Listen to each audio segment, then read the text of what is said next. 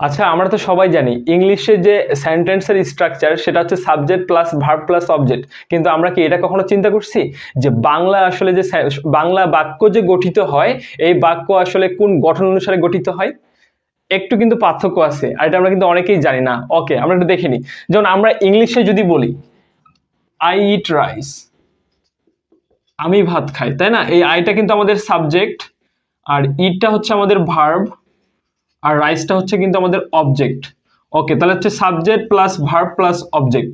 এখন আমরা যদি এই যে যেটা আমাদের হচ্ছে ইংলিশে সাবজেক্ট, সেটা বাংলাকে কিন্তু আমরা বলি হচ্ছে কর্তা, কর্তা। আর যেটা হচ্ছে আমাদের ভার্ব সেটা হচ্ছে ক্রিয়া,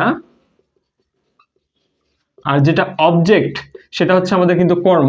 তাহলে আমাদের এই স্ট্রাকচার ওয়াইজ আমাদের দাঁড়াচ্ছে হচ্ছে কি, তাহলে কর্তা প্লাস হচ্ছে ক্রিয়া প্লাস কর্ম। এটা আমরা ইংলিশের ক্ষেত্রে হচ্ছে অবলম্বন করি, তাই না? কিন্তু একটা বাংলা বাক্যের দিকে যদি আমরা তাকাই তাহলে দেখি তো।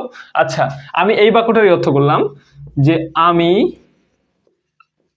ভাত খাই। তাহলে যে দেখি আমি, এই আমিটা কিন্তু এখানে কর্তা যেহেতু কাজ করছে, আর ভাত, আচ্ছা, এটা কিন্তু হচ্ছে কর্ম, আর খাই যেহেতু এটা দিয়ে কাজ করা বোঝাচ্ছে, তার মানে এটা হচ্ছে ক্রিয়া। তাহলে ফাইনালি কি দাঁড়াচ্ছে? কর্তা প্লাস কর্ম প্লাস হচ্ছে ক্রিয়া। তাহলে এই যে আমরা এখানে একটা পাচ্ছি, এখানে একটা পাচ্ছি, যেটা আমাদের ইংলিশ সেন্টেন্সের স্ট্রাকচার মানে ইংলিশ বাক্য গঠনের ক্ষেত্রে আমরা ব্যবহার করি। এটা হচ্ছে কর্তা প্লাস ক্রিয়া প্লাস কর্ম, আর যেটা আমরা বাংলায় করি সেটা হচ্ছে কর্তা প্লাস কর্ম প্লাস হচ্ছে ক্রিয়া। ধন্যবাদ।